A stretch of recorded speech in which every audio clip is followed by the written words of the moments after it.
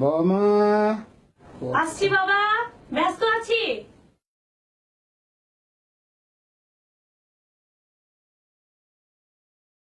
একটু পানি খেতাম মা। বললাম তো ব্যস্ত আছি।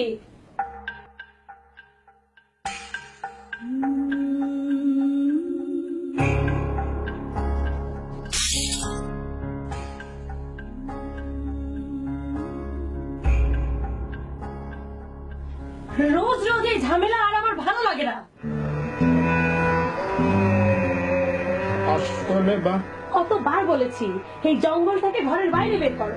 তারপরে চোখেও কম দেখি, পানি খাবো ভেবে গ্লাসটা নিতে গিয়েই হঠাৎ করে পড়ে গেল। এভাবে এক এক করে আমার সবগুলো শখের গ্লাস আপনি ভেঙে ফেললেন। এই হাজারটাকে যে কবে বাইরে বের করবে? আসুক আজ, ওর একদিন কি আমার একদিন।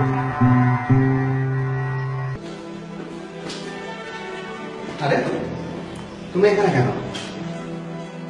তুমি মন খারাপ করে দাঁড়িয়ে আছো কেন? জান, রাখো তোমার মন ভুলানো কথা।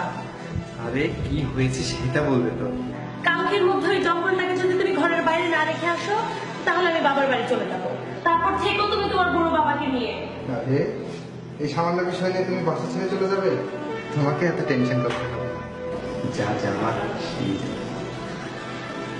এখন চলো একটু হাসো। মানুষ সারাদিন একা একা থাকো, আর তাছাড়া তোমার দেখাশোনার কোনো লোকও নেই।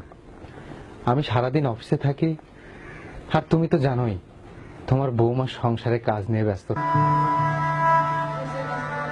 মানুষ যখন যুবক থেকে বুড়ো হয়ে যায়, তখন একেবারে শিশুর মতো হয়ে যায়। আর এই শিশুটি কারো কারো কাছে বোঝা হয়ে যায়। ঠিক যেমন আমিও তোদের কাছে বোঝা হয়ে গেছি।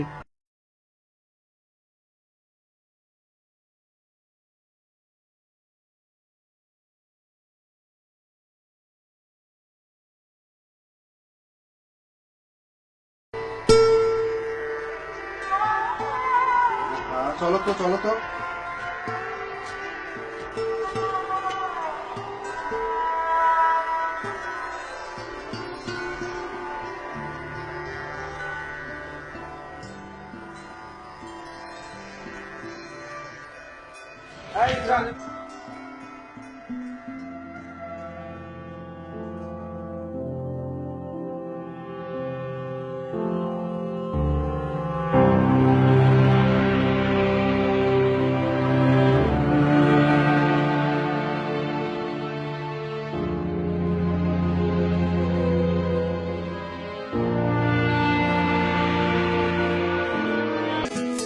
হ্যালো মা, কেমন আছো?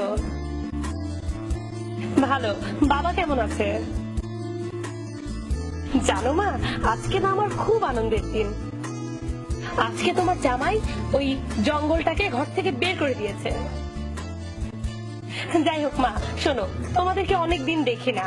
তুমি আর বাবা আজই আমার বাসায় চলে আসো। ঠিক আছে মা, তাহলে আমি এক্ষুনি তোমাদের জন্য রান্না করতে শুরু করলাম। ঠিক আছে মা, আল্লাহ হাফেজ।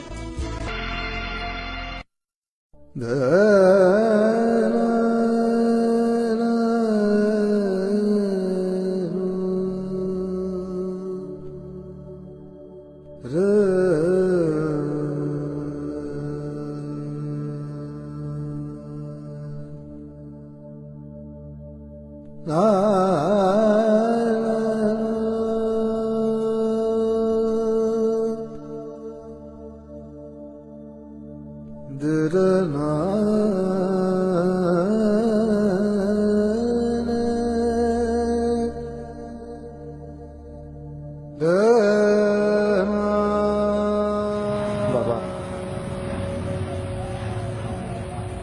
আমি প্রতি মাসে একবার করে এসে তোমাকে দেখে যাব বাবা। আর টাকা পয়সা নিয়ে চিন্তা করো না, যা লাগে আমি দিয়ে দেবো। তুই দেখে শুনে থাকিস বাবা। জি বাবা। বৌমাকে কষ্ট দিস না। ও নিয়ে তোমাকে ভাবতে হবে না বাবা। আমি আসি বাবা, আমি আসি।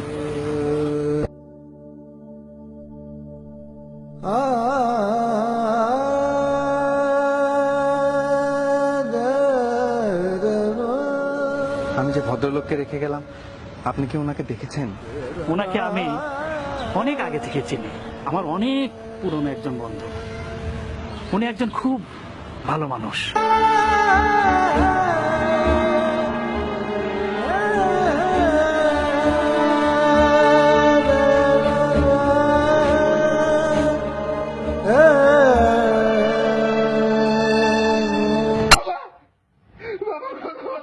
কথা বলেন।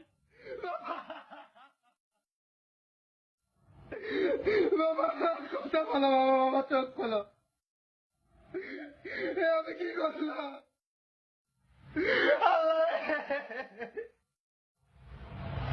আঙ্কেল আমি কি করলাম আঙ্কেল? আমি কি ভুলের ক্ষমা পাবো না বাবা? বাবা একটা বার চোখ খোলো বাবা।